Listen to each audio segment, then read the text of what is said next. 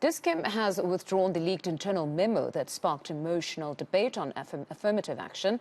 Some people have threatened to boycott the pharmaceutical retailer over its moratorium on the hiring of white staff. The board has moved to distance itself from the tone and wording of the document written by CEO Ivan Saltzman.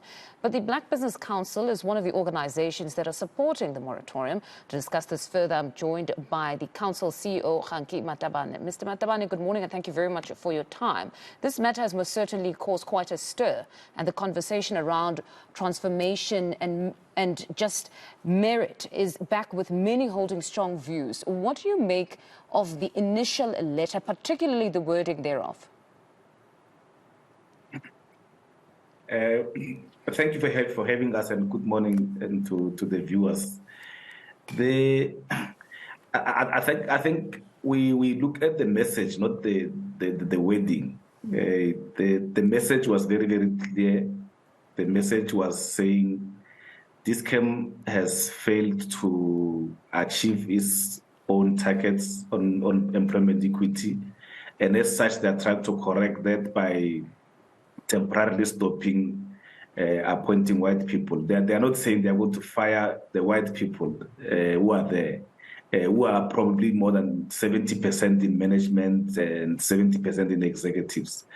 They were saying they want to, or the CEO rather, wanted to correct that, because remember, in South Africa, white people are basically less than 10%, but they are holding more than 70% of management positions. So the CEO was trying to correct it. That's why we supported that. So you're saying, apologies for interjecting, you're saying the messaging is fine, you really are indifferent insofar as the wording is concerned, but some would beg to differ and say that shows a level of disdain. The manner in which it was worded would show a level of disdain to the transformation project, meaning it would then just be some form of window dressing with no intention to empower ordinary people. Yeah, in our understanding, that's what the CEO was trying to correct, because it looks like he has authorized the managers to hire people who look different from them, but the managers decided to hire people who look like them only. Hence, the management structure was not reflective, even currently, it's not reflective of the population of South Africa. And then this also, if you look at the employment equity reports that comes every year, this matter is not isolated. If you look at the employment equity report that comes every year, white people, white males in particular, are CEOs of more than 70% of JSE-listed companies.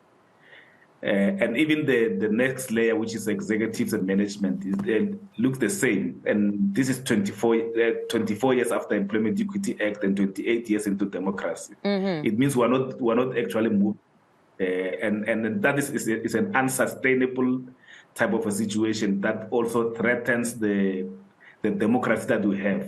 Because remember, the democracy that we have it's been trying to, like the Employment Equity Act, is trying to empower the majority, unlike in Europe and the US, where they were trying to empower the minority. So when you are trying to empower the majority, you really need to be very, very careful, because if you don't do it, the majority one day will decide to render the country ungovernable, and there's nothing that you can do. The little that you are trying to protect, you'll end up losing. I'm getting the sense that you're still saying transformation at all costs. I just want to read this particular excerpt. He says, so when no suitable black candidate is found and a white is appointed, we need several blacks just to maintain the status quo. Is that the type of transformation that South Africa wants, though? No. We need we've got what we call the spirit of transformation. And the spirit of transformation talks about sustainability of transformation. We're not looking for ticking boxes and appointing a woman there, appointing a black person there. We want companies to actually embrace transformation for the sustainability of their own businesses. We cannot have a situation where South Africa, 28 years into democracy, continues to have the companies run by less than 10% of the population, South Africa should be run by 100% of the population, not 10% of the population. So you cannot continue to exclude 90% of the population and hope things will just be normal. It can't be. One high-profile individual who added his views to this particular debate is Herman Mashaba. What did you make of his particular view that quotas had actually brought this country to its knees? Yeah, you remember, we are not in politics, we're in politics of business. And we are not here to be populist. You know, politicians, sometimes they say things just to get votes, and we're not here to get votes. So we stick to economic transformation. We want to see black people playing in the mainstream of the economy and not playing in the periphery like it's happening now. We cannot just be the majority in terms of numbers, but we are minority in terms of everything. That is not sustainable. We need to be majority in everything. Like all other countries, the people who are of that country, who are majority will be running the economy, controlling the economy, running everything. So it's important that ultimately the management, control, ownership of the economy reflects the demographics of the country. That way you'll have peace and prosperity. So you'd say the meritocracy conversation is one that shouldn't be had right now, because I know on the other side of the debate, there are those that say, yes, ideally people should be hired on merit, but it's only if the playing field is leveled. And at this instance, it's not yet leveled. Yeah, but that conversation is trying to gatekeep. Because who says black people are not competent? Who said black people are not hired on merit?